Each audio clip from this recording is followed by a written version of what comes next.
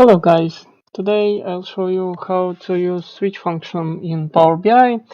For that I generate the random table with item ID from 1 to 100 and base price uh, from 0 to 100. Yeah, and switch function basically can categorize your base price as it can if function, like conditional function.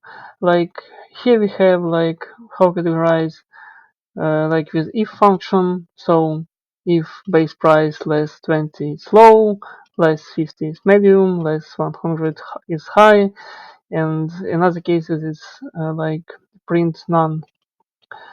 So what switch function basically do? We can use it like if function. So the first argument just write true, and then the same base price argument less 20 slow, base price less 50 medium, base price less 100 high, and another one none. What's the main difference? That switch function with a big amount of data can highly efficient, as in the if function we have several condition if inside the if another if and another if.